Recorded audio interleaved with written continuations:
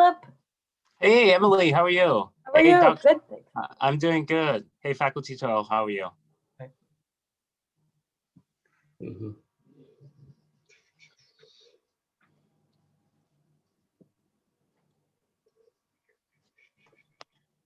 Oh, okay. Hi, everyone. My name is Emily Williams. I'm the director of the Bridgewater Council on Aging. Thank you all for participating in our part one of two series called Asian Americans, Histories, Memories, and Social Justice. This program will be recorded for historical as well as educational purposes at the Bridgewater State University Library. And if you do not wish to be recorded, just take off your video and mute yourself. If everyone could actually mute themselves, that would be very appreciative so we don't get that background noise. Thank you. We're excited, we're thrilled, we're very humbled for everyone to be here today. This program was put on in collaboration with Bridgewater State University. Dr. Wing Kai To is a provost, assistant provost for the Bridgewater State University's program of global studies.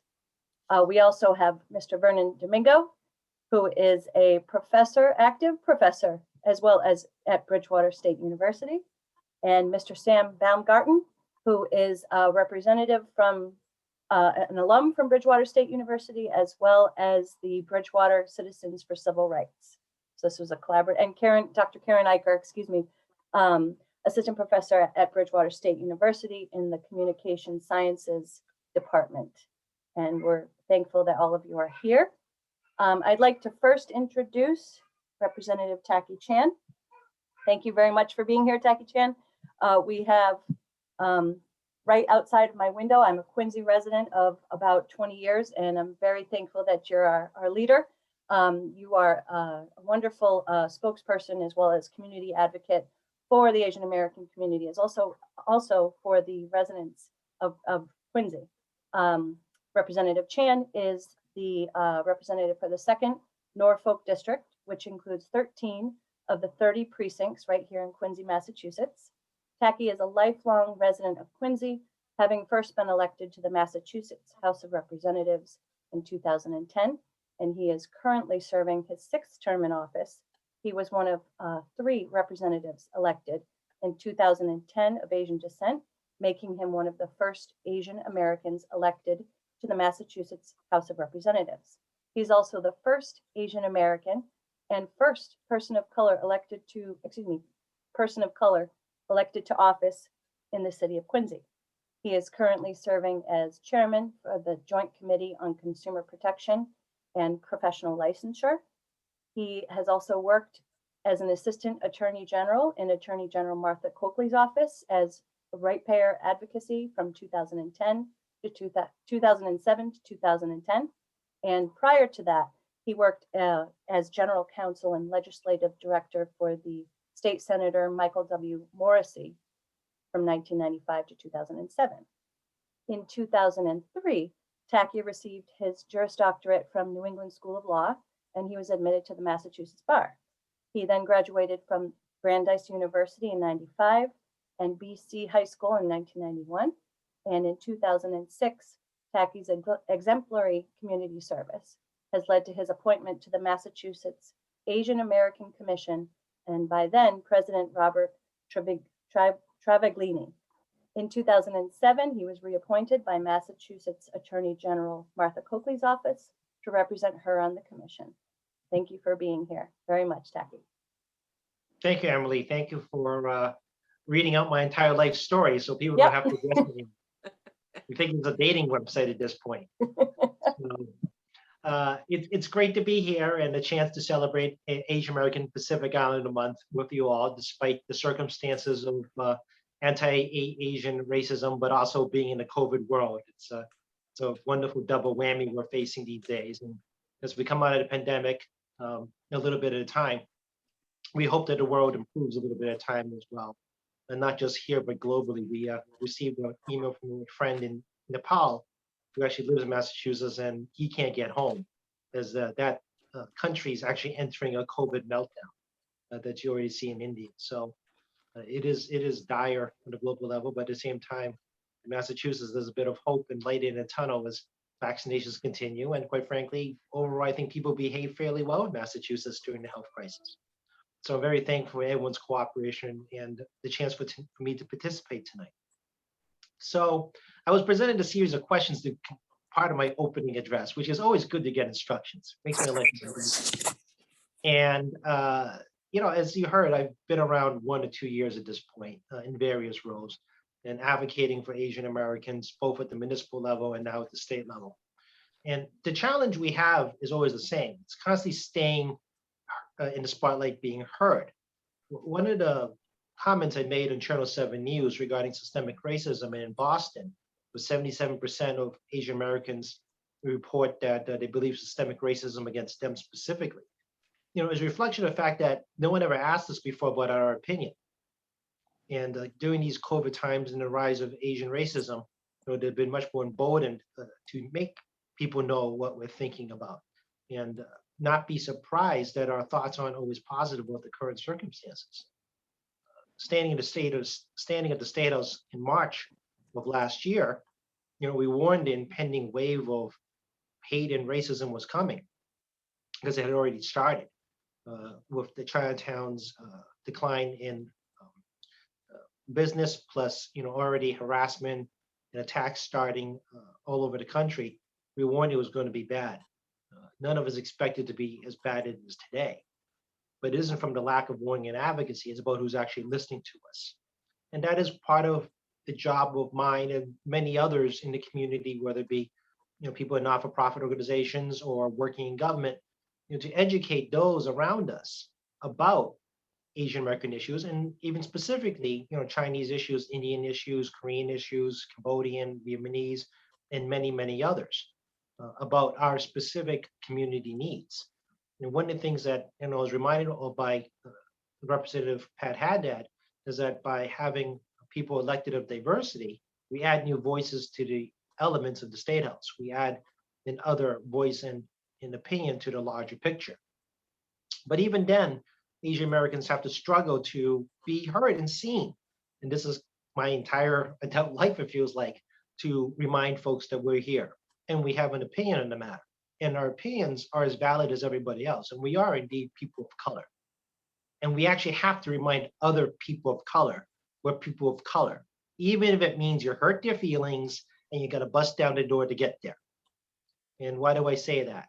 Well, it's because we're dying on the streets for 16 months. We have no time to be polite anymore. And people really need to just get over the fact that your other people's feelings can be hurt because we are dying on the streets. I hate to put it crudely, but it is literally open season on Asian Americans, with Chinese being the #1 target at the moment around this country. As blunt as that sounds, this is the reality we live in at the moment. And this is the type of awareness I'm talking about. You just have to say it how it is. I'm tired of dancing around these issues, and none of us on this call should dance around it anymore. Politeness is not necessary when people are dying. And through this greater awareness and some degree of bluntness, suddenly people are paying attention that we are a people that have a voice and we're relevant. And to dispel a lot of the myths that American culture's created. As I like to say, the Asian American issues and Asian American racism is largely driven within US culture. We can talk about the things like the Exclusion Act and the Page Act and the LA massacre in Chinatown, but we don't hear people talking about the Sikh being attacked after 9/11 and 4 Sikh were killed in Indianapolis. That was not an accident. You can't cover up the sad reality that Filipinos didn't get their veterans benefits from World War II until 2009. People that even fight for your country don't even get the same treatment as other people of color. They move to the bottom of the list. And this is something we have to keep reminding of and not just kind of like graciously accept it anymore. That has only led to more racism against us. And, it is part of the systemic racism problem to do so.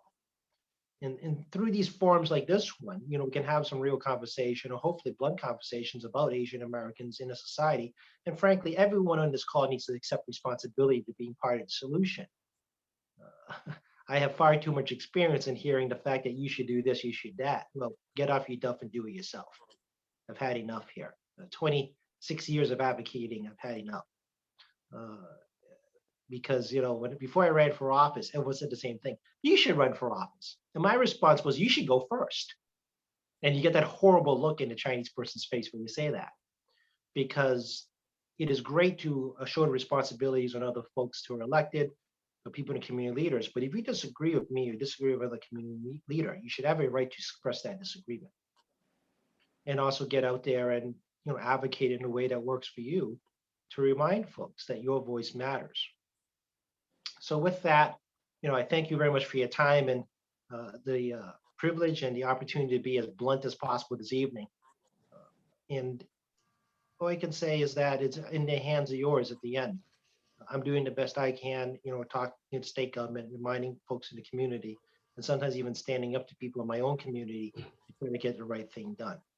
And, all I can do is encourage others to do the same and be mindful of the fact it is about Asian American issues, whether it be Chinese, Vietnamese, or Indian, or whatever ethnicity you are, to fight for and seat at the table. So I'm sorry I can't stay for the whole evening. I actually have double booked, literally a Zoom call is going on right now about me in it. And but I wish you all well. Please be safe. Please be healthy and take care. Would you like to hear if there are a couple of questions for you before you sign off? Sure, I love questions. They're fun. Yeah. Right. You can do it by chat box or you can unmute. I don't know how you guys want to handle Yeah. Yeah, Gloria, please. First of all, thank you very much for coming. And when I took a few of the notes and you talked about the report on discrimination, 77%, and the intenseness began last year. And to my knowledge, and in the way I was thinking, and please correct me if I'm wrong, it began with President Trump saying it was the China flu and the Kung Fu, using all of those derogatory names when that intense discrimination and attacking on Asian Americans have really begun. Am I correct in saying that? He only fanned a set of flames that were already there. For example, the Chinese trade war, which actually wasn't a China trade war. Trump had trade wars with everyone. I know. But China is the one that's most highlighted out there, and that is, already started the process going. The portrayal of North Korea, cozying up to dictator, was problematic. But you go back in time, you had 2 Indians killed in Oklahoma, not listed as a hate crime. The Atlanta spa shootings, not listed as a hate crime right away. We have attacks right now, not listed as a hate crime around the country that's unprovoked. And you can go back to the LA riots, for example. Nobody came to save the Koreans. In fact, both blacks and whites heavily disparaged Koreans in the media, despite the fact they took over almost $500 million in property damage, and nobody came to help them out. And you go back to the days of Vincent Chin in 1982, the price of murder was $3,000 and 3 months probation. That was the value of a Chinese life in 1982. So that failure in 92, for example, 1982 really held back a lot of a Pan-Asian movement. And it was demonstrated in the LA riots that the Pan-Asian movement really had problems, given the death and destruction over in that instance. But like I said, it's not uniquely now. It's just that it's come to an apex because of Trump's actions. Yeah. But not the Asian racism is not new to us. You can find about 20 different court cases where Asian Americans of different ethnicities fought in court to quote unquote be white. Yeah. And so did Arabs and so did Native Americans, because white was the standard of rights. Mhm. Chinese didn't get to vote in 1943 or naturalization process. Other Asian Americans got to vote, I believe, in 1952. I'm sure some of the professors will correct me on my dates. And then, like everyone else of color, we didn't get full access until the Civil Rights Act of 1965. But people don't realize that, we weren't even allowed to own property until the 50s. While other people of color at least had access and opportunity that we didn't have ourselves. So this concept of the fact that we've been doing well in modern minority, doesn't work well when you start breaking down the data. And disaggregation of data is one of the things I'm advocating heavily for, to show exactly where our needs are, because certain groups that are larger will mask some of the smaller groups that have higher needs. And it's easy to paint as a brush. I'll give you another simple example. We talk about, Black, brown, indigenous, and so forth, but did anyone forget about the 1.8 billion brown people in America that come from Asia? Not even on top of the conversation. People assume it's Latino. DACA was a Korean initiative. People think it's a Latino initiative. It was not. It was Teresa C., a Korean woman, undocumented, who started DACA. You see how easily even our small achievements in history are easily overwritten sometimes by other people of color who refuse to acknowledge that we have issues. The Delano grape strike, Filipino grape strike. Cesar Chavez had nothing to do with it. It was a Filipino-led strike, which then the Mexicans got involved in after it already started for a couple of years. So, given how easy we disappear in history, not just with the white population, but with other people of color. And, those of us on the call here to know the history better than I do, I can give you many more examples where we became not even a footnote. You were more or less invisible for the Could- longest period of time, even being here. I know that when you study back in history, way back in history, when they began having Asian Americans come and working on the railroads and things such as that, they were truly mistreated. And as you said, they were not even thought of as being human. So thank you for giving me that other information that you are just finished giving to the group too. Yeah, Page Act was great, right? They prevented families from being born because it prohibited Chinese women under the illusion of ill repute. But what it really was in the end was to prevent Chinese women come over, because if a Chinese individual tried to have relations with a white person, I can promise you that was a death sentence waiting to happen. Fran, you had your hand up. Yes, thank you. Thank you so much, Tackey, for being here. I had a specific question about changes in legislation or in statewide policies that might be going on now, actions, and related to that, then the actions that we could take that you challenged us to take. Sure. The House Asian Caucus has endorsed 3 policy positions. One is data disaggregation, which I described a little earlier, regarding how the state collects data and provides services to people. So, for example, when you get food stamps, there's a survey you fill out. And we do want to know who's getting what services, so we can allocate resources properly in all levels. Second, we encourage more ethnic education in our public schools. Several states have been moving forward on this. And I discovered there are challenges on expanding ethnic education because you have to find the right textbooks. So that's one barrier at a time, folks. I get that, as other states are now discovering. But we should have more diverse education of all our different people to understand both our challenges and our contributions. We agree on diversity of parities on boards. So our state boards and commissions do not reflect our population. We want a plan in place to try to encourage more diversity on government boards. And we don't want to hear there's nobody qualified. I still believe the government should come to you, not the other way around. I was brought up in the whole government needs to go to people to help them, not sit there and wait for people to change, then come to government for help, because that doesn't make sense. But certain people in government do, and I won't name names, but we'll just leave it at that. Obviously, I'm here. We've different members of the Asian Caucus have been in the media, have been doing business roundtables, have been invited to citizen groups to have a little chat about this stuff. Recently in the House budget, we passed $300,000 for the Institute for Asian American Studies at UMass Boston to conduct specifically an Asian racism study. Frankly, something that's never really been done at a good size level. California is doing one at about a $1.4 million. And then we allocated $1 million to Mass Cultural Council for Asian cultural groups, because this pandemic has been really hardly hit during the different Chinese New Year, Cambodian New Year, the Tet, all these different holidays where they make their extra money that heavily subsidizes actually their cultural programs. So we're looking to do that. And then, of course, Asian American Commission as I've sat on, is the first state-funded commission at $250,000, which, by the way, did not get funded to 2013 because the state wouldn't fund it. It was established in 2006, but it was 7 actually is when it moved, but it didn't get funded until I came into my second term of office, to give you an idea of how far we are in the conversational piece.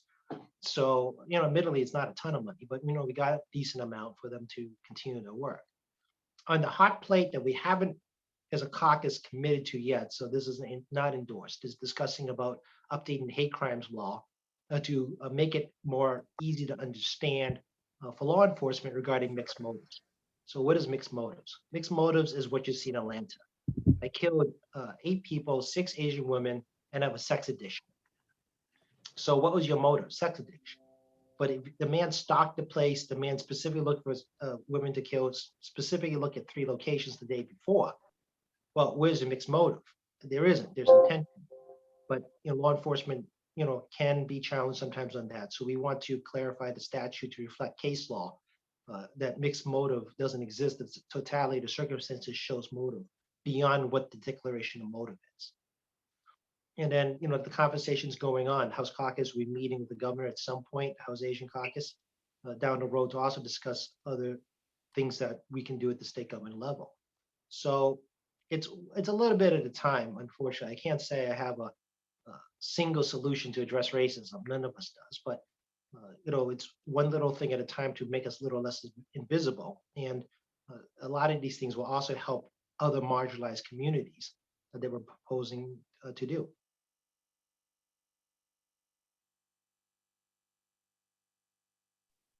Thank you, Tackey. I think you probably have to go. Again, I met Representative Chan almost about 10 years ago, and over the years, Bridgewater State University sometimes would take student groups to the State House, and Representative Chan would help students tour the State House and try to learn a little bit about what the legislature is doing. And so I think it's very important for us to really connect to the larger Asian American community in Boston and also closer to us in Quincy. And it's been very connected to the media and also to all the different groups to talk about it. And now there are 7, right? 7 people in the Asian American caucus. 8. 8? Right. 8, okay. So Yeah, it we used to be 3 Chinese, 2 Cambodians, 1 Korean, 1 Vietnamese, and 1 Japanese. 4 women, half of us are immigrants. Yeah. Very diverse group. right. Okay, so thank you. So I think we'll move on to the program and continue to the program. And Vernon, I think we'll have Philip at the last. So it'll be me and then Jean and then Philip. Okay. Also, thank you very much, Representative Chan. It's great hearing that and how we can help. My name is Vernon Domingo. I'm a member of the Thank you. BCCR Bridgewater Citizens for Civil Rights. And it's a great pleasure for me to introduce our next speaker, Professor Wing Kaito, who was a colleague of mine actually when I was teaching at Bridgewater State. Wing Kai joined Bridgewater State, which was a college many years ago in 1997. He's been a faculty member in the history department for about 20 years now. And in 2018, he became the assistant provost for global education to oversee international affairs. He's a scholar of the Asian American experience, also the author of the book Chinese in Boston. I recommend you get that. 1870 to 1965, the book. He formerly served as the vice president for the Boston Chinatown Historical Society, and Wing Kai was also a fellow with the Massachusetts Historical Society. He continues to support very actively Asian American and Asian Studies at Bridgewater State University. He's also active in supporting Asian American community in Boston, in the region, and in the state itself. So thank you for allowing me this opportunity to introduce our next speaker then, Professor Wing Kaito. Thank you, Vernon. I think since I stepped foot at Bridgewater State, I think I first met you in 1997, and you have always been set an example for openness and pluralism, diversity and inclusion, and international understanding. You brought a lot of international scholars to Bridgewater State over the years. When you guys started the BCCR, Bridgewater Communities for Civil Rights, it's been really, I'm not surprised that you and Burrow were front and center for the efforts. And today, actually, before I speak about the history and some of my personal experiences, I wanted to thank again the Bridgewater Asian Council and BCCR and Bridgewater State to put together this program, just like the other programs that the Asian Council and BCCR have done in the past, to ask community residents in Bridgewater, overwhelming white older community, to really hear about the voices of people of color, and in this time Asian Americans ourselves. But before I start, I have a friend, Helen Lee, who's here, who's also a scholar, and she wants to actually introduce her daughter from the youngest one, who actually wrote a poem, and she wanted us to hear about that. So instead of following the aging and social justice theme, we will start with the youngest one, which is the hope of our future. Helen, you want to say a few words and your daughter? Hi, everyone. Happy Asian Heritage Month, and thank you for the gathering to talk about Asian American culture, memorial, and stories. I think it's so critical right now, especially for youth, to learn that in school.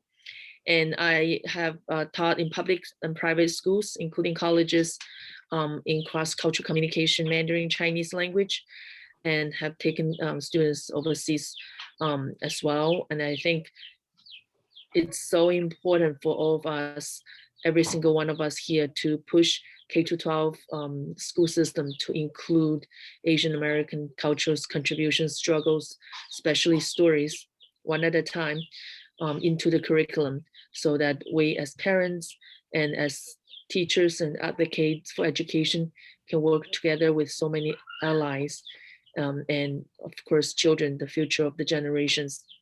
The sooner they learn about that, I think the better they can really have a voice and even be the voice of the voiceless. And I appreciate everyone here, along with all the academic professionals, to have this into the K-12 curriculum. Lily is 6 years old, and she has a poem on love, peace, and unity. And I would like to have her introduce herself and read her poem. Okay, Lily. So my name is Zoe again, and the name of my poem is called The Shape of Love, Peace, and Unity. Love doesn't have a shape. She follows her own direction. Love may walk in a circle or in a straight line. Love may trip and stumble. In fact, love often will fall. But love is never alone. Love is awaiting your call. Love will help out your fellows and anyone that is in need. Love will offer a snack to everyone that's on love's team. Love must sometimes get angry and even sound a bit mean. And when love gets really upset, love must make you want to scream. But love will sort herself out, so give love a pat on the back, or give love a break, or give love a good laugh. Sometimes love goes out to take a walk in the woods. Love must need time to herself, to think and wonder and rest. But if you see love alone, be sure to stop by and say hi. Maybe share a piece of gum, or give love a high five, or offer a shoulder to lean on, or offer to give her a hug. Because that's what love would do for you. Of course, she would. She is love. That's the poem by Lily, and we would love to share this with everyone. Our email is lilymomloveyou2@gmail.com if you would like to have a copy. And again, Bravo. we really appreciate sharing in this meeting, and thank you, Professor Du. And I look forward to sharing more with everyone. I think it's a ever-ending story of our Asian American cultures, and thank you for sharing that with us. I will put my contact there and keep in touch. Thank you so much. Okay, thank you, Helen.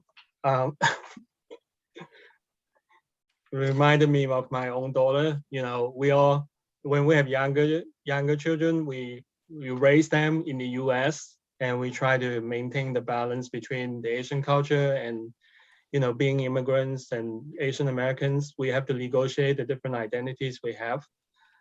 Personally, I was born in Hong Kong, and I came to the US in 1988. I know that Professor Wu was also originally from Hong Kong, but she came 20 years before me, and in the 60s. So we both are first generation immigrants, but we've been here, you know, and seen the last changes over the last 50 years. As a historian, I was hired to teach Asian history, mostly because of my expertise on China and other countries. But I quickly became much more interested in Asian American history and Chinese American history after I finished my PhD degree. So I was trained in Asian studies, and I actually worked very hard to promote the teaching of Asia on this campus. But in 2002, after September 11th, UMass Boston and the Mass Communities for Mass Archives organized an Asian American Studies workshop. And at that time, I invited them to hold the workshop at Bridgewater State University. And then I became acquainted with some of the colleagues at UMass Boston and Asian American Studies. I was also an adjunct faculty for one semester at Tufts University when I met Professor Wu 20 years ago, 2001. So over the last 20 years, my interest quickly changed from Asian studies to Asian American studies. And actually, I wanted to combine the two and think about the immigrant experience and how different groups of Asians coming here and become Americans, just like myself, but also try to think about, you know, the importance of Asian Americans in the United States over the last 200 years. You know, one misconception is that a lot of us think of us as new immigrants, but most of the people that I work with in Boston, they have been here for over 100 years or 200 years. And, you know, third, fourth, fifth generation Chinese Americans working in Chinatown over the last 2 or 3 decades. So it sparked my interest in learning about the history of Boston Chinatown. And I realized that Boston was one of the oldest Chinatowns in the United States, comparing to San Francisco, New York, Philadelphia as some of the older Chinatowns. And that started way back in the 1870s. So that's right after the completion of the Transcontinental Railroad, when a lot of immigrants came from the West Coast to the East Coast. But there were also a small group of sailors and merchants who came into Boston before that time because of the old China trade. In Boston, Salem, New Bedford, all these ports were open to foreign trade. So the first Chinese who landed in Massachusetts was actually back almost like 200 years ago, and is commemorated in one of the tombstones in the granary burying ground in Boston Commons. And you can see this tombstone of this sailor who fell down from the ship, and he was honored by one of the ship captains. And we also saw that there were records about Chinese Americans who lived here before the American Civil War. And we also know that there were Chinese who participated in the American Civil War in the 1860s and there were also Filipinos who were part of it as well. Some of the earlier Chinese who came into the city were tea merchants. As you all know, New England was a center for buying and consuming Chinese tea. And all these New England merchants who went into Boston, they didn't only trade tea, they also traded opium, just like the British. So they were doing all these things that were not desirable and trying to make profit in China and bring it back and build up America. Now, we have earlier Chinese who actually were also students. So in 1870 to 1875, there were 120 Chinese boys who were brought by the Chinese government to study in K-12 schools, in middle schools and high schools, in Springfield, Massachusetts, and also Hartford, Connecticut area. And they were called the Chinese Educational Mission. And these boys were here, and they were the first ones who entered into US universities from China. And some of them were very famous. And actually, they were helped by one of the earliest graduates of Chinese. His name was Yong Wang, and he graduated from Yale in 1854. So I was also interested in the early history of Chinese students and also Japanese students. Around the same time, the first Japanese residents started to live in Fairhaven, next to New Bedford and Fall River in the South Coast. And his name was John Manjiro. And he was also brought by a ship captain to the city of Fairhaven and lived there from 1843 to 1845. So until today, the city of Fairhaven still commemorates the first Japanese who lived in Massachusetts. Now, I mentioned the history of students and also a tea merchant, but most of the early settlers, they were workers. They first worked in the California gold mines, and then they built the Transcontinental Railroad. And they also worked in a shoe factory in North Adams, Massachusetts, in the far west, northwestern part of Massachusetts. And in 1870, a group of Chinese workers were brought into this shoe factory to break a strike. And so there was a lot of tension between the Irish workers who were working there and the Chinese shoe manufacturers that work in North Adams. From the record of the census, we know that Chinese people started to have laundries and restaurants in Boston beginning from the 1870s and 1880s. But the number was relatively small. Now, one of the reasons why Chinese were only able to work in restaurants and laundries is that they quickly discovered that that was the niche. There were jobs that other immigrants didn't want to do. And it was considered a woman's job to wash clothes. So all these Chinese men who couldn't work in other jobs, they were able to open up hand laundries. And they were also opening up restaurants at the same time. So gradually in the 1880s, there was a Chinatown in Boston. Now, meanwhile, the Museum of Fine Arts in Boston was also founded around the same time in the 1870s. Americans started to fall in love with Japan instead of China because China was becoming weaker in the late 19th century. So there was originally craze for Chinese products in the 1840s to the 1870s, and later on became interested in the Japanese products after the 1870s. So a lot of people started to collect Japanese art, and they went to Japan and get a lot of paintings back to the Museum of Fine Arts. So if you know about the Museum of Fine Arts, the first curator of the Asian art collection was a famous educator from Japan. And he's actually one of the university presidents of a University of Art School in Japan. He actually worked with another president with the music school in Japan. And that music school president had connection with ourselves with Bridgewater because he actually studied at Bridgewater in the 1870s, and his name was Shuji Isawa. He was the first Asian student at Bridgewater. There were also other students from Burma also. At that time, they were international students.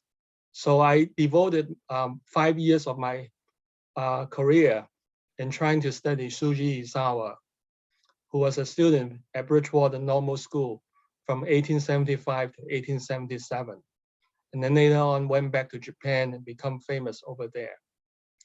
So Bridgewater was not isolated. And one of my good friends' grandfather or great-grandfather opened up a laundry in the town of Bridgewater back in the 1870s, 1880s, and 1890s. Before he passed away, and his name was Professor Tunny Lee, he and I would walk around Bridgewater and trying to find the laundry that his great-grandfather actually opened up. So coming to this little town of Bridgewater with only 1% of Asian students and also a small number of Asian faculty, I somehow found the connection of Asian cultures and Asian connection with Shuji Isawa and with Tunny Lee. Then I realized that it's not just the Chinese and Japanese who came to Boston. The Koreans and the Filipinos were here before World War II also.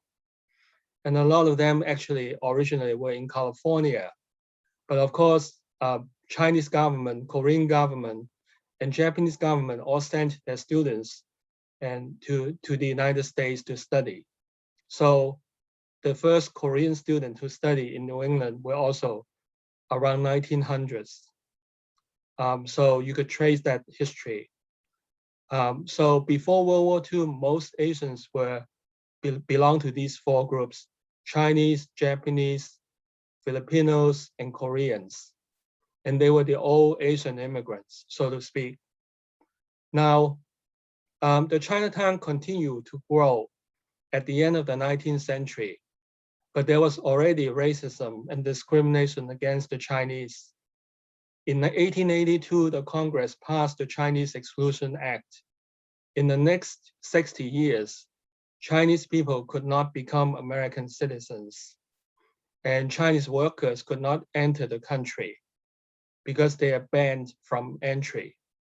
So Donald Trump was not the first one who tried to stop Chinese or Muslims or other populations from coming in.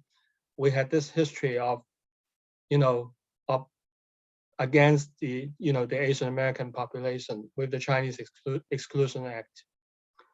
Now, during World War II, when the Japanese were put into camps from 1942, and that started from February 19th, 1942, with the executive order by President Roosevelt, Japanese were put into 10 camps around the country.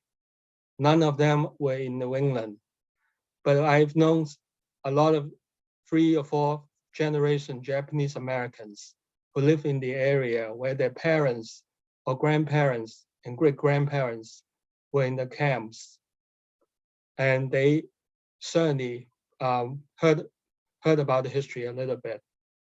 Now, most of the immigrants who came from China and Japan and Korea entered in the West Coast on Angel Island in California, but there was a small immigration station in East Boston after 1915, and that became a main entry point for processing Asian immigrants also.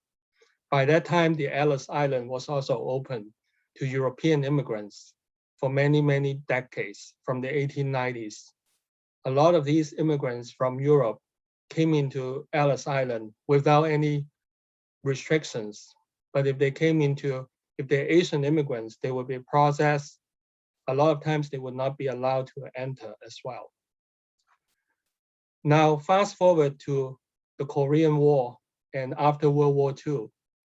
The Korean War brought some war brides from Korea, and also some, because of the end of World War II, so there were war brides from Korea and Japan that came. There was also a new wave of immigrants. Immigrants started to come and mostly from Korea, Philippines, Japan, Hong Kong, and Taiwan, because by that time, China had turned into a communist country in 1949. So for 30 years, there was a closed door policy against Chinese from coming in. So most of the populations that came, between 1949 to 1979 were not from mainland China.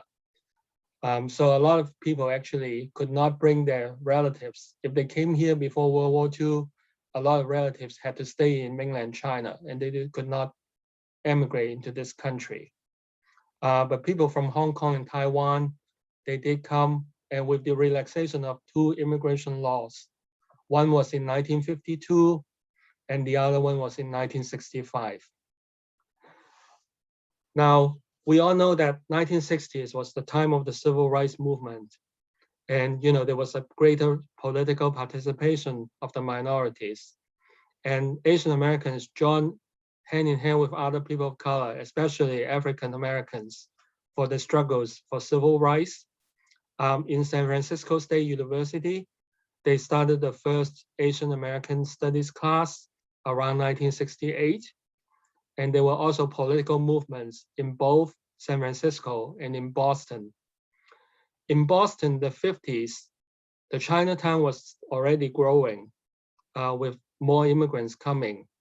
But it's not until the 60s, the younger generation at that time formed a lot of new organizations for protecting Asian American civil rights. The term Asian Americans came into being in the 1960s. 1975 was another turning point when the war with Vietnam ended. The Vietnam War ended. Vietnamese refugees started to come into this country after 1975.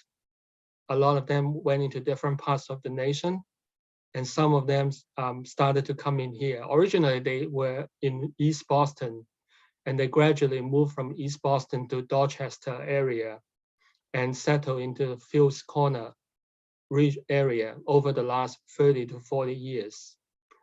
The Cambodians came about 5 to 10 years after the Vietnamese, after the Khmer Rouge, the killing of Cambodians by Pol Pot in 1979. And a lot, Governor Dukakis and Kitty Dukakis at that time had a program to support Cambodian refugees. A lot more Cambodian refugees came after 1984. However, Vietnamese and Cambodian refugees, just like the Chinese who came before them, faced a lot of discrimination and racism in the 1980s and the 1990s. So there were a few killings and massacres and church, temple bombings and other things that happened to the population, not just because of other parts of the country. So to conclude, it's not new, against the history of Asian immigration. There's a long history of Asian American immigration. And for the younger generation who came and who were born after the 1980s, obviously they didn't face that problem of discrimination. They wanted to assimilate as quickly as possible. But on the other hand, they also realized that if they want to become the model minority going forward, they also understand that this is not a good idea, because you cannot think about yourself as privileged, as actually it's actually trying to put down other groups, and you cannot always become the model minority. And also Asian American community is very diverse and not just with one group. So sorry, it took me 20 minutes to summarize the history of it, and I hope this is helpful. And I'll be followed by Professor Wu, and Professor Wu would talk a lot more about how she started the Asian American Studies program at Tufts in the 1990s. And over the last 30 years, she has taught many generations of Asian American students. She's also very interested in both K-12 and college education. And Professor Wu is a Lifetime Achievement received the Lifetime Achievement Award from the Asian American Commission 2 years ago in 2019. And she has published many books, and one of the most influential books was an edited volume called Critical Asian American Studies, or Asian American Studies, A Critical Reader, which was co-edited with her student, Thomas Chan, who's also a scholar of Boston's Chinatown. So Jean, it's your turn.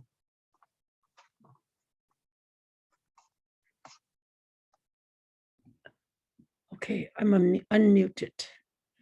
Thank you so much, Wing Kai. And I just want to thank you for your years of great research and work that give us this kind of, it's really such a rich history. I mean, without your work, without the kind of research you've done to unearth all of it, we wouldn't have it. So I want to move on from there to say that for me, the fact that there is Asian American history that we can teach in the present, right, owes everything to the ethnic studies movement that you mentioned that was born at the San Francisco State Strike. It was led by the Third World Liberation Front in 1968. And that's more than 50 years ago, right? It was the longest university strike in which all the groups of color, Asians, Black, Americans, Indigenous, Latinx peoples, and very importantly, I think white allies and faculty and students, even some administrators, with a lot of community folks, they joined. And basically in that moment, what they were saying was that to the educational institutions, we're not going to go on with business as usual, right? Until our education reflects our accurate histories and realities, and not just the kind of histories and realities of white Eurocentric America. Basically saying, we are American, our histories and our realities are American. So the Asian American Studies movement, as you said, was born during that time. So it's been here for half a century, and it's given us just a wealth of knowledge about our own racial histories and realities.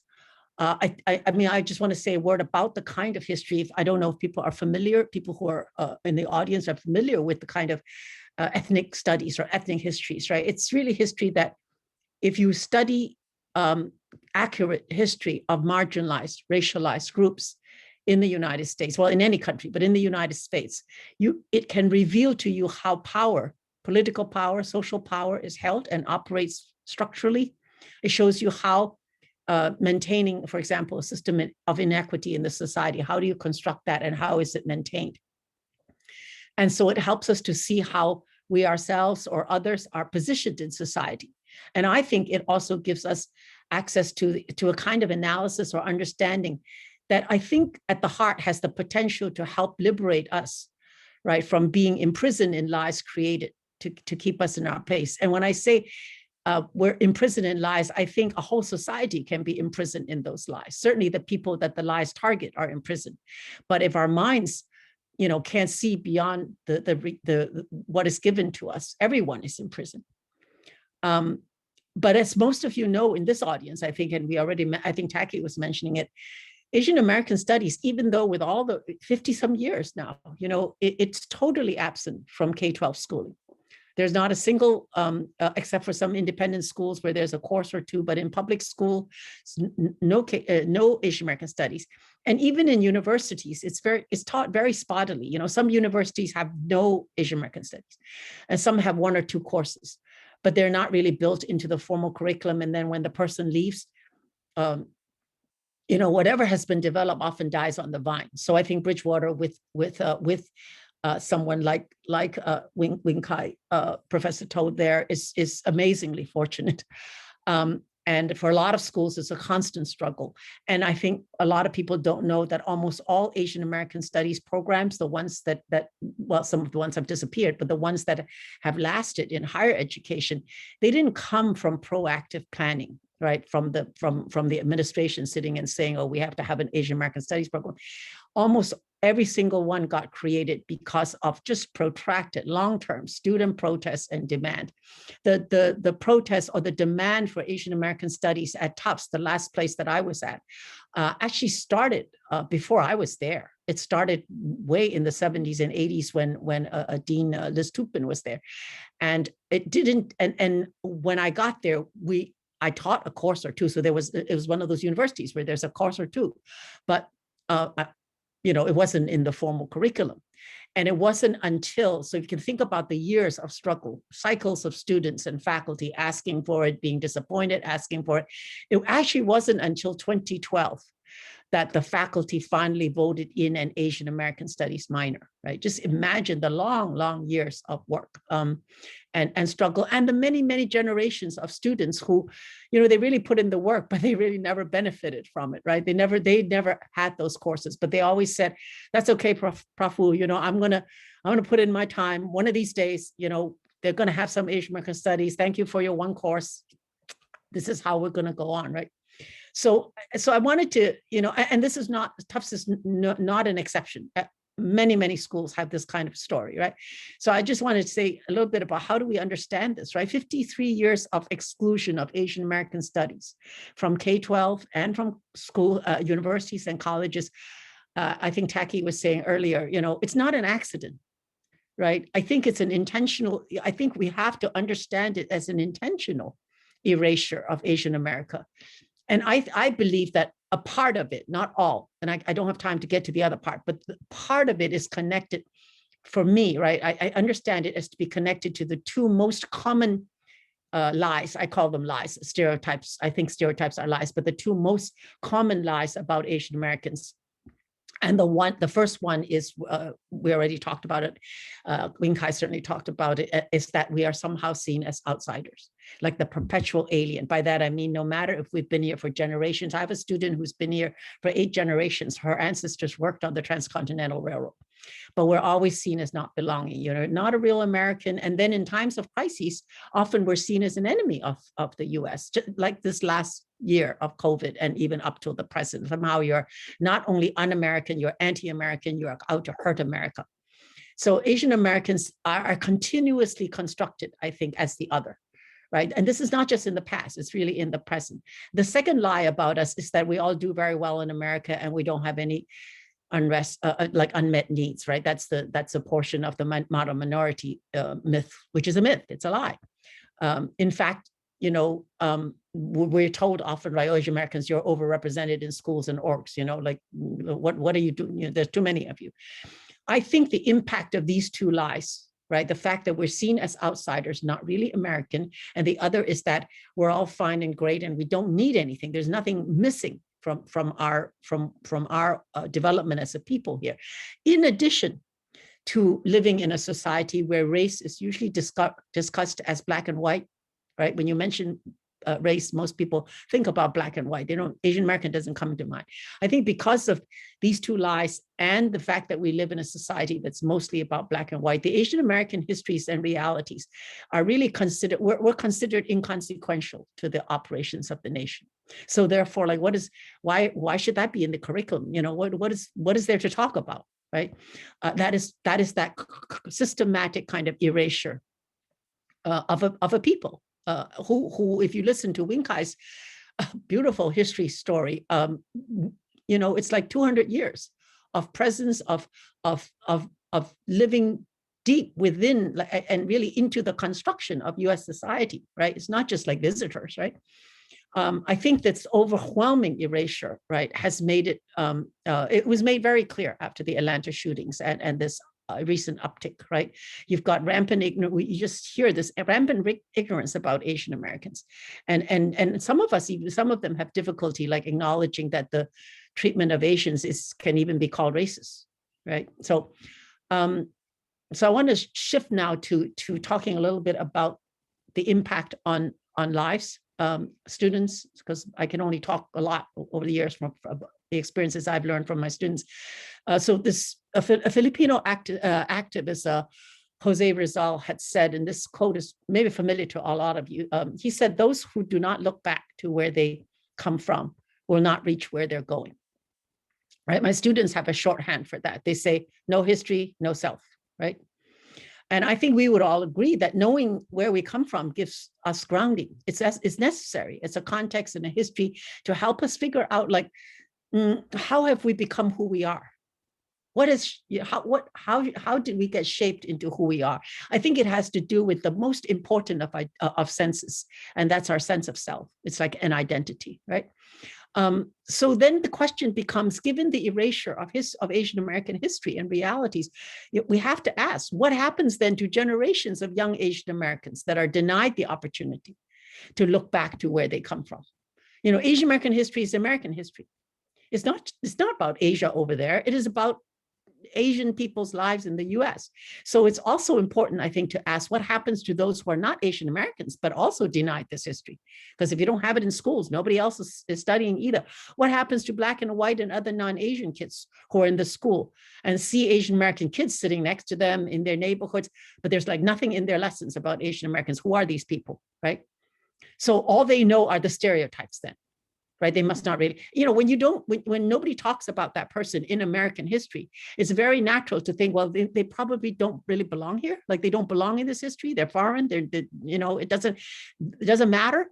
So then a very immediate consequence, I think, is Asian kids then must live with like often constant racial kind of taunts, right? Go back to where you came from. What do you have to complain about? And from our work with K-12 students, or you know, the young student, it is there daily. It's not just in this recent uptake. Often it's just a constant thing on the playground, in the cafeteria, right? So as Wing-Kai has said, I've taught Asian American studies, one course or two every year for the last 50 years. And I will share with you the most common statement from my Asian American students, right? This is often when I first meet them and we begin to talk about Asian American. They'll say, Professor Wu, every time race is talked about in any place, in any class, it's always about Black and white. I'm not Black and white. So what is Asian America anyway, right? Nobody cares what I say. I feel like a ghost. I feel like a ghost. And this is not just from one student. I've heard this, I feel like a ghost, so many times, right? And I believe this feeling like a ghost contributes to what is often felt like as Asian American silence. Right? Both to Asian Americans and to people around them, right? When we don't know how we're positioned in a society and where we stand, and then we're in a situation where we have to take a stand, I think we lose all confidence on what are we going to say? And we default to silence. Many Asian Americans say to me, it's not that I don't know that what was going on, you know, was problematic or was racist. I was afraid to open my mouth because other than saying, oh, that's racist, and that makes people so defensive and even more racist, I don't really know our history, so I don't know how to explain what is wrong. So I believe this kind of having to swallow our reality and our emotions daily takes a psychic toll, right? It definitely affects our young people in their identity and their relationship development. And it really perpetuates, I think, that kind of anti-Asian targeting by others, if for no reason, because the perpetrators know that they can easily get away by assaulting this population. Nope, nothing big would happen, right? Both what they see as a silence or other people also, bystanders, not really stepping up, right? To say, this is not okay, right? And most Asian Americans come to college with very little knowledge of any Asian American studies. K-12 schools don't teach it, but more than that, I think very few homes discuss race and Asian American identity for a variety of reasons that I can't talk about now, but maybe in Q&A. But most Asian American students do not ask for Asian American studies when they come to college because they don't know that something is missing. I say to my students, you know, like they're in their senior year and they come to my class and they're like, I never knew this stuff. And I'm like, well, why didn't you take it earlier? And they're like, how could I ask for something that I don't know exists? And they're right, you know, like it is so erased, so invisible, right?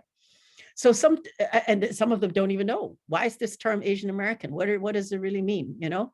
I think those of us who teach Asian American students, when we mentor them, advise them, people like Wing-Kai, like myself, know that often just 13 weeks in a semester of learning the basic Asian American history can change a student's whole world and their relationship with it. I just want to read you a statement from one of my students, right? This is a student from a while back. She said, when I first came to the US, I was about 3 and we used to talk Chinese. I was close to my grandparents and parents. Then I started going to school and everything changed. I don't know how it started, but I didn't feel good about being Chinese anymore. I didn't want to speak Chinese. I was ashamed of my parents' poor English and Chinese ways. I stopped talking to them when I was in junior high. I would tune them out. And if they tried to talk to me, I would walk out. I never wanted anyone to come to our apartment. Since being in this class this year, my whole world has flipped. I never knew any Asian American history. I didn't know we had a history, why Asians are here, why we get treated the way we are. Doing my in my classes, I always ask my students to do an oral history project, right? Doing my oral history with my mother, I did find out why my family is here, what they sacrificed, how violent the racism they had to endure, and the small daily racist insults they swallowed for not knowing English, just being Asian. I now realize my parents had no choice in how they lived their lives in America. They didn't necessarily choose to come, right? Even the choice was not theirs. They came because of the end of the Vietnam War. They did the best they could for me and my brothers, given the circumstances.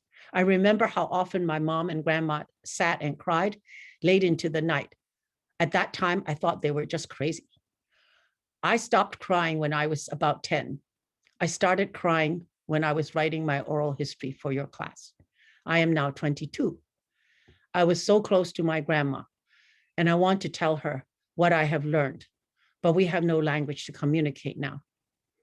I do talk to the kids I'm working with in the Chinatown tutoring program, the ones who tell me they hate their parents, they wish they weren't Chinese. I tell them, I was there.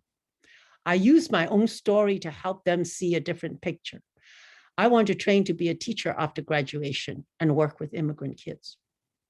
So we really should pause. I think every time I read her statement, pause to consider what indeed, right? What indeed does knowing our histories and our realities have to do with our mental and emotional well-being and our development of a strong, grounded identity, right?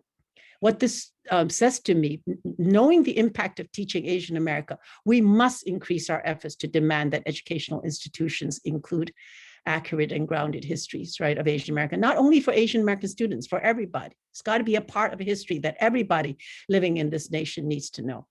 It's like required, it should be. And waiting for college, I think, is too late. I mean, it's important that it's there and we should still fight for it, but it's a little late sometimes and college is hit or miss, you know, only very few students a year take an Asian American course, not required. A significant amount of identity development for all of our children happens in the K-12 years. By college, it's like a whole other issue. So in our families, our community orgs and school programs, Saturday language schools, neighborhood groups, in any activity, as early as our kids can talk, and not just talking about Asian American families now, I'm talking about a community, a whole neighborhood, right? We can't shy away from talking about what it means to be Asian American or what is Asian America, to begin to talk with our young people about that. One important activity is that for Asian Americans, I think as adults, we need to tell our own stories. So many of my students say to me, my parents won't talk to me about anything in the past. I want to know, but they say, well, it doesn't concern me. I feel so lost, they say, right? I'm angry and I'm sad. So to the younger generation, I don't know if you have any younger generations listening, but maybe Wing Kai students someday will listen. I think they need to press their parents and grandparents and elders for stories. Tell me your story. Find ways to have the conversations where you center the past, right? Tell them, you know, for young people to talk to older people, we have to tell them, you know, I need to know, I want to know. It does concern me, right? You want to pass it along to the next generation, right? Scholar Anne Cheng, who is in actually literature, says, she wrote in a recent opinion piece, Asian Americans are tired of insisting that others care. She said, few are listening. What we can do, she said, is to continue to tell our truths, to know even just for ourselves that we are here. To me, this is a call for us to speak our truths, to document our histories, to write our histories even now, right? In the moment, we are living history. So we got to encourage our young Asian Americans and to write their experiences, their stories, and to do it without apology. You know, to not apologize for taking up space, because we have been so invisibilized, so erased for so long. We need to talk and to hold this kind of space whenever we can. Like little groups like this are wonderful. And teaching and talking about Asian American, just literally any opportunity. I'm going to end with Grace Lee Box, who was Chinese American, an amazing lifelong activist. I mean, if you're interested she has a wonderful book called American Revolutionary, a film called American Revolutionary. I forgot the name of her book. Wing Kai probably knows, but she passed away a few years ago. Long term, like lifelong activist, right? And she often, this is Grace Lee Boggs. She's Chinese American. She married Jimmy Boggs, who was a community activist in Detroit, in the Black community. And I think she says something like this: we can't control the conditions we are born into, or in which we live, but we can choose what we think.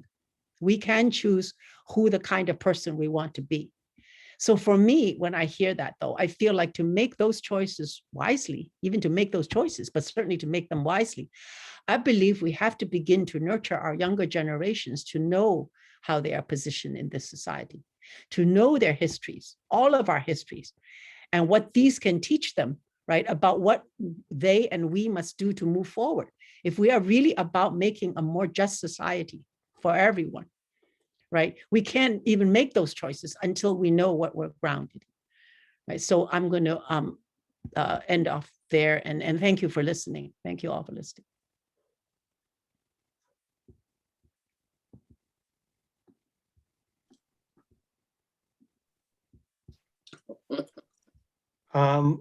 We have Fran, Gloria, Sam. We'll go in this order. Fran. I'm sorry. I just was clapping. That wasn't a raised hand. So, Okay, then Gloria first. Gloria's and then next. Yes. Me too. Okay, but feel free to comment. And Sam. Am I up? Yeah, I'm up. Gloria first. Yeah. Okay. First of all, Ms. Wu, thank you very much for coming, and I really enjoyed hearing what you had to say about the Asian studies that are not being done in K-12, and the absence of them. And I will just explain just quickly an experience I had in the 80s when I did my master's degree, and I wrote Black History, Slavery to Reconstruction, and I used some books called Before the Mayflower. And what I did was, when I called the book companies, and they were in Texas at the time, and I asked them, I see the references that you have in your books, but you don't have it in the books as far as people of color, Black people are concerned. And they said to me, well, it doesn't sell books. That's the answer I got. So I'm sure you did too. So my thing was From Slavery to Reconstruction. So I'm an ed consultant, and I work with some children in the Bridgewater Public Schools, and I want to share this with you. This is the book that they're using. World Asian and the Pacific World Studies, okay? And I am so glad to see that, because it was void and not even thought about in the public schools. So I can understand what you're saying. I am so glad to see this. Now, in the country, though, there are some states who are trying to outlaw any teaching of Black history or anybody other culture. And they just won't do it. So we have a lot of work to do. But thank you very much for sharing. Yeah, I agree. We have a lot of work to do in all of our ways, in every role, each role, parents, teachers, younger generation, older generation, right? And I think one of the things is to understand, I think it's important to understand why there is such a resistance, right? Because this kind of history really does lay open, right? Gives you the structure of how society is held together, who has power, who doesn't, how is inequity sort of maintained. So for power holders, right, for institutions, right, that is high risk. I mean, that is something that one does not want to put out there. So I think it's important to understand that struggle must go on, but that struggle is not without a lot of, you've got to have a lot of stamina, and you've got to do it step by step. But more than anything, you need community. You need people to have your back. You need a group, large groups of people, right? To be able to say, it's not just the teacher who wants that. It's not just the kids who want it. We as people who live in this neighborhood, who live in this community, who are part of this school, we or part of the educational system, that is what we want, right? Because individually that work is very, very hard to do. But having communities come together and also sharing that experience of being marginalized, of being erased, and how it affects all of us, it needs to be really put out there again and again.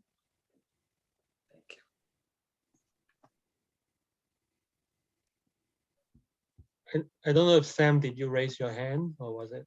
Well, it was a thumbs up for a great presentation, but I will make a comment that, a lot of us on this call have spent a good amount of time in the last year or more dealing with the Black Lives Matter situation and protesting and putting pressure on the school committee and forming diversity committees. And most of that has been focused, I think, on African-American Black history.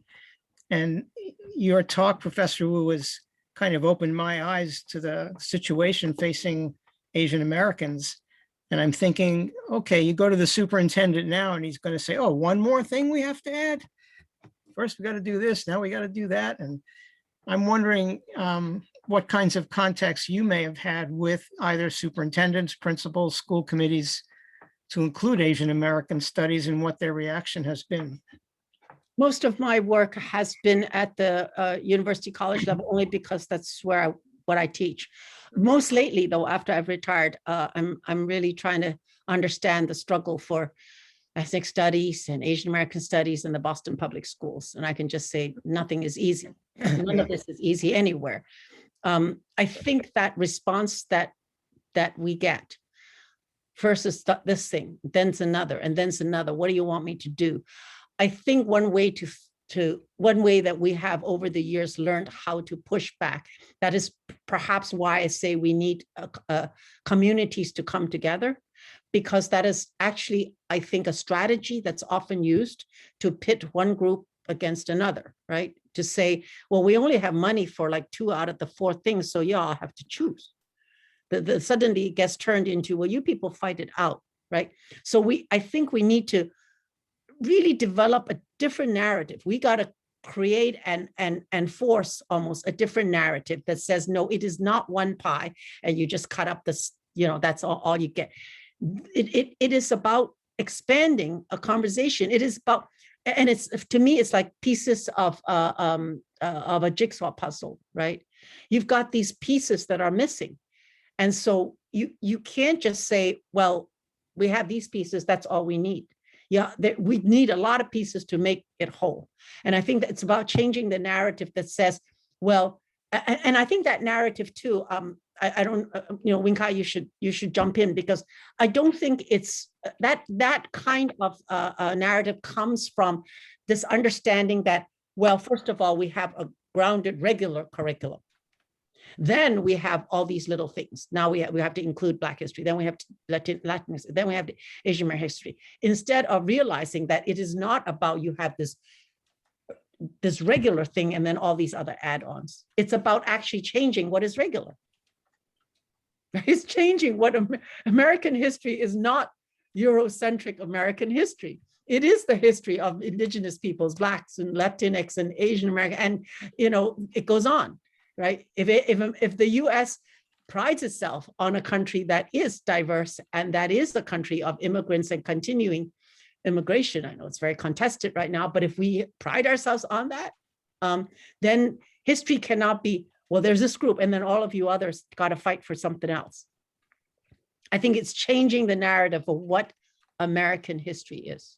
What does it mean to learn American history? And what does it mean to change our images and narratives of who is an American? And again, I don't need to say that is slow, lifelong work, but I think from people like yourself and the people in this audience is where that energy can come to say, hey, wait a minute, isn't it time that we started changing sort of some of the images and assumptions that we have in our heads? Winkai, do you have anything? Yeah, I think all the diversity in Massachusetts is a pockets of diversity.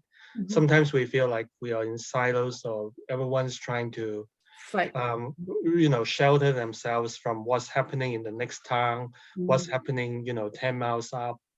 I think we all need to realize that, this is the new Boston, this is the new Massachusetts we're talking about. It's not going away. It's always a history of change, of immigrants coming in with different generations. And Asian Americans is a part of the story. And you have towns that are more traditionally white, and they become much more Asian Americans, like Quincy. And you have also towns that are very diverse next to us, like Brockton and Randolph. They're not primarily Asian, but still there's a Vietnamese and Filipino community in Randolph as well, along with, Chinese community in Chinese American community in Quincy, and then you have, all over the Massachusetts on the West Coast, and then you have people of different socioeconomic background, and do you know that the population of Sharon has changed a lot with the rise of Asian American population and Chinese and Indian. So in southeastern Massachusetts, we're not alone with the demographic changes in the region. And we all have to think about diversity and think about all the different racial and ethnic groups and contributing to this culture that we're living in. The college itself should be a place for open ideas and to, welcome for everyone. And unfortunately, because we are so far away from Boston, for some students' perception, that UMass Boston is 15% or to 20% Asians. A lot of colleges in Boston is 25 or 20 to 25% Asian. We only have 1% Asian students at Bridgewater State. I think that's a shame, that we're not really emphasizing that, and we're not paying attention to that to attract more Asian American students coming here. The ones that come to BSU, I was along with the Center for Multicultural Affairs. We started supporting them about 20 years ago. First, mostly with the ethnic cultures and trying to understand Chinese New Year and Cambodian New Year in the region. But then they formed a student union club. They formed the first Asian American student club in 2006. So I was their first advisor. And that organization continued today for the last 15 years. So we do these kinds of small battles and trying to make the small number of Asian American students at BSU feel welcome. A lot of these students are not rich, upper class, from upper class families. They are neighbors, from Dorchester, from Quincy, from Randolph, and they are used to this diverse environment. They feel very comfortable with all the other students in the Boston School District or in Brockton. But when they come to Bridgewater, there's a culture shock, because in Bridgewater, especially 20 years ago, it was 90% white. And now it's, with the rise of students of color, it becomes a little bit more diverse, but there's still a long way to go. So I do think that all these students, whether they are domestic students or international students, they bring a lot to the town. So the town, before we started the Asian Studies program, Asian American Studies courses, very few people had contact with Asian students or Asian American students. But I think, people like Evelyn who are here, Gloria, Sam, Vernon, you've probably met other Asian American students and Asian students more frequently. So I think it's very important that we really support the students. Can I say something? Professor Wu, I loved your presentation because you really opened our eyes to think of this as not a zero-sum game. It's not a matter of one side or the other side winning. It's that omnibus about all of us together. I wonder if you want to comment on that. That's my takeaway.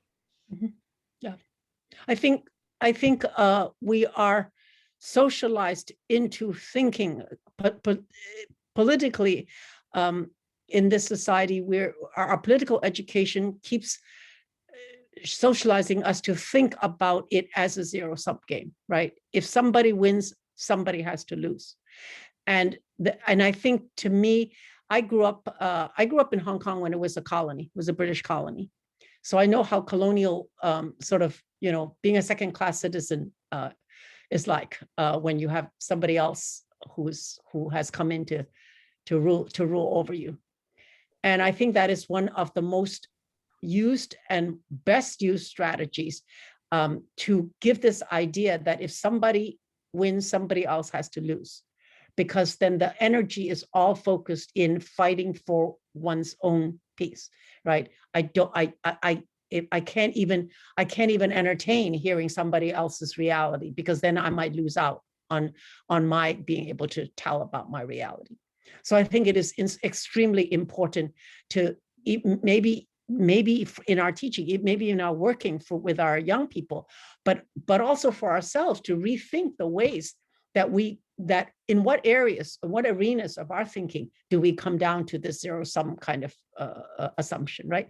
We've got to think, wow, if it's not zero-sum, how would a curriculum look? To me, it's about expanding, right? Oh, because we are in control of it. You know, people can hold more than one or two things in their heads, right? It's about expanding. And I think it's often in the expansion and being able to entertain the differences, and suddenly through the differences and the way people cope with stuff, cope with the differences, we begin to see the humanity that pulls us all together.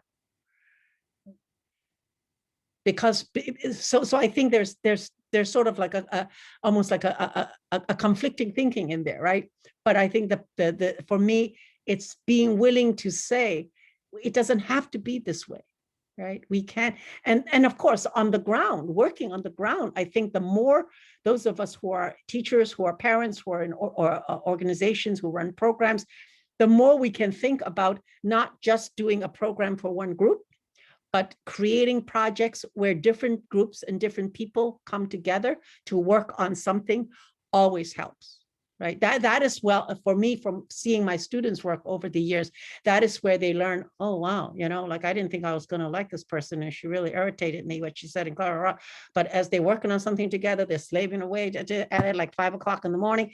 And suddenly it's like, and they begin to talk. And then more than anything, we have to encourage people to tell their own stories. For even the young kids, you know, tell your story. What is it like? I did a study quite a few years ago, and it was going around to different schools and actually asking white kids, Black kids, Asian American kids, Latinx kids, mixed race kids. I just asked one question: tell me what it's like to be who you are, right? Tell me what it's like to be a white kid growing up in Lexington and going to the school. I just let them talk, right? So I think, and in it, the stories were so rich, the way the kids talked about who they were, how they felt people were seeing them, how they developed their identity, what their struggles were. And I think we need to make for that in our everyday. We got to talk about that and encourage our kids to talk about that. I don't know if that answers your question, but that's what it triggered for me in my head. And I think we all have a role to play in that, no matter where we are, whatever we're doing. To think about crossing boundaries, always to cross the boundaries, to intersect, rather than to go like this, right? Yeah, Chris, you have a question, Christina?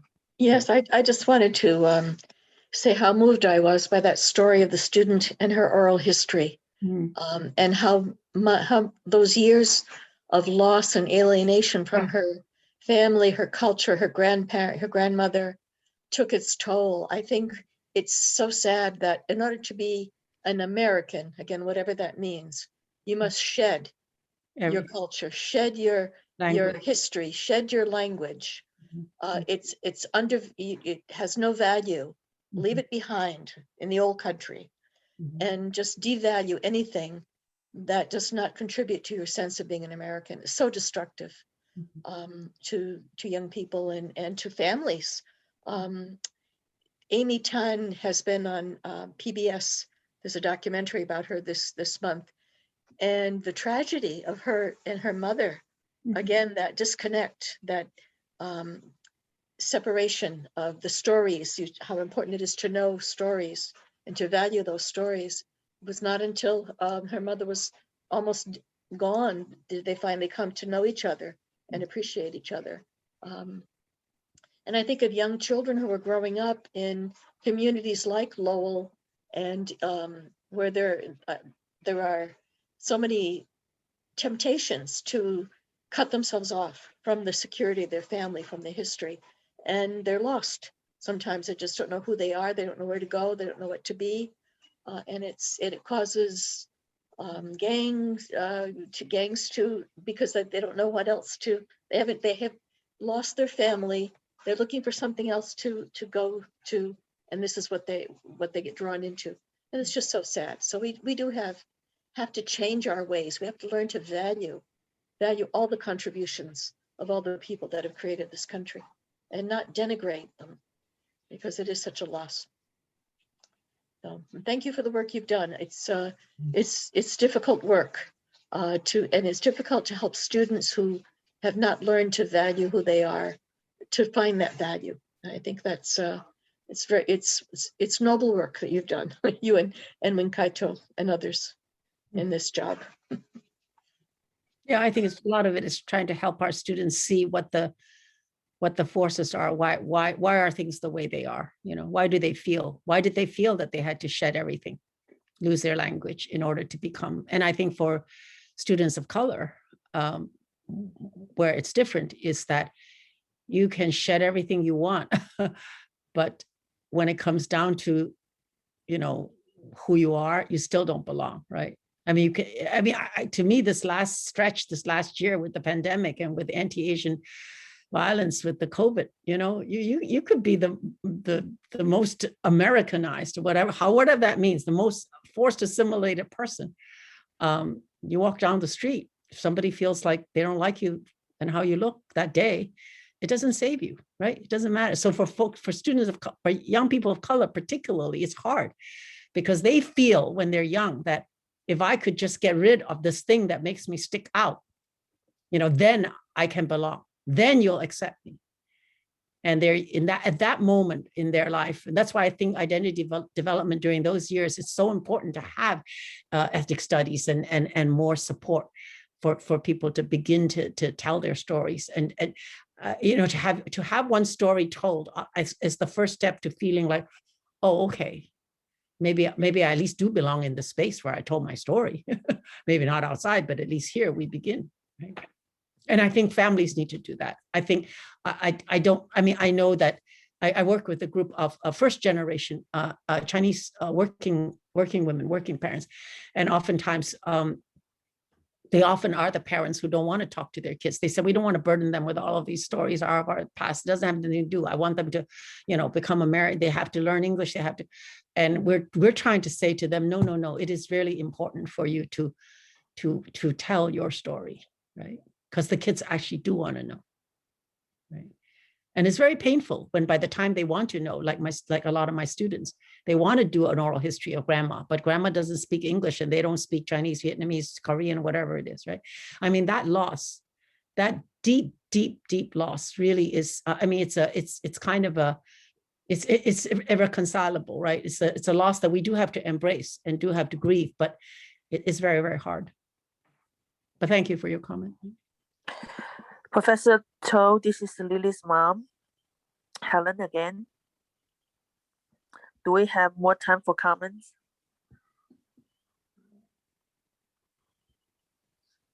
Can't hear you. Can you hear me? Yeah, you can start talking, yes.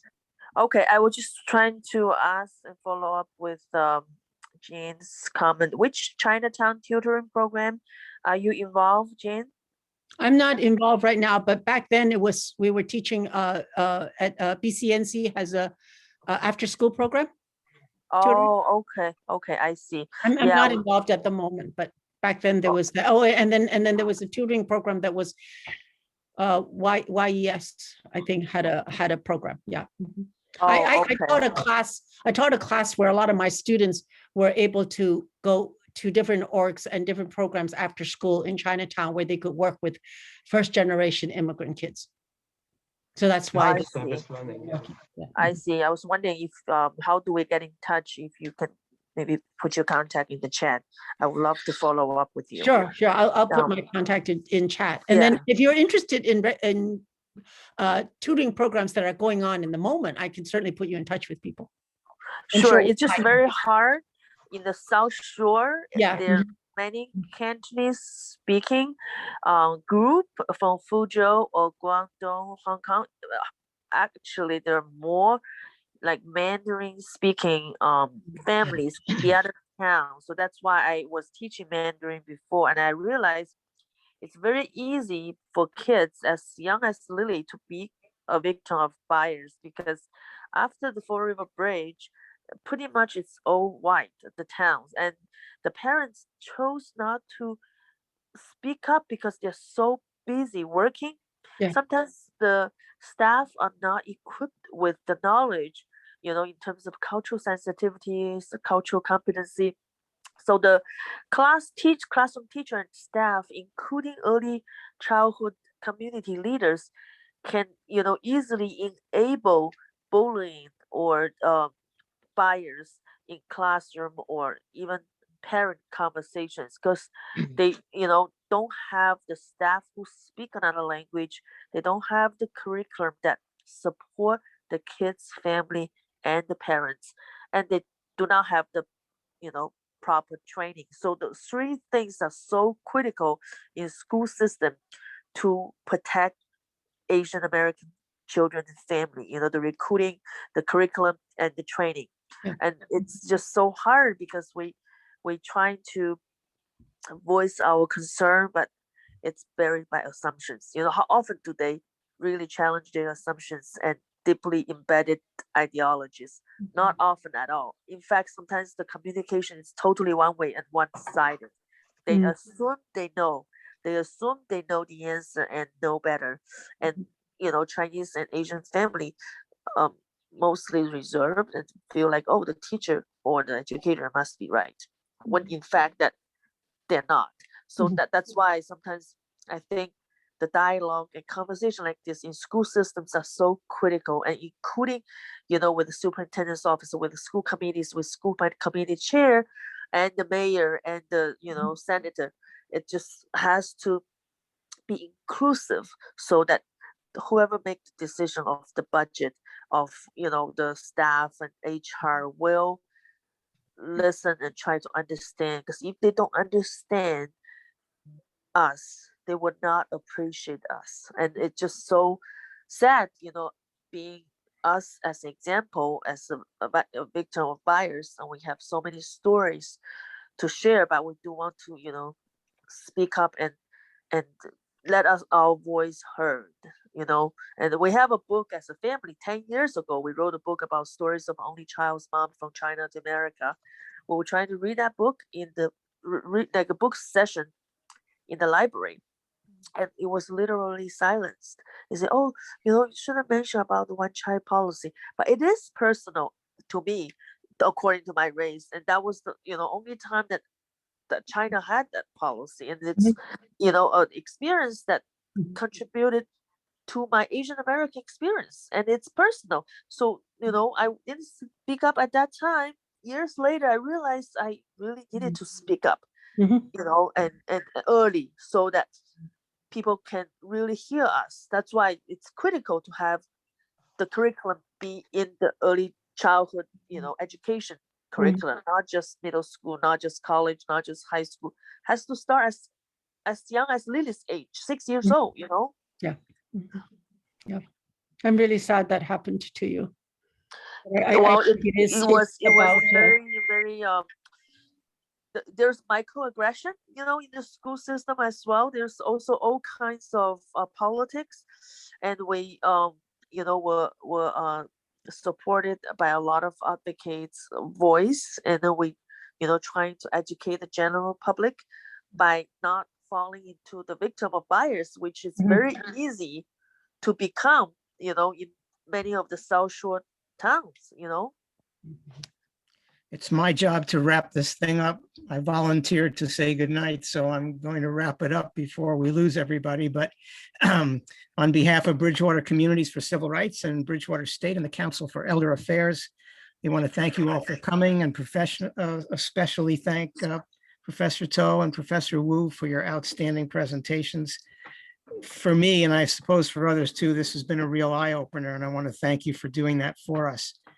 And remind people also that we have another session on May 24th, 6 o'clock on Monday, and that will focus a little more on social justice in the Asian American community. So thank you all for coming tonight, and we'll see you in 2 weeks, I hope.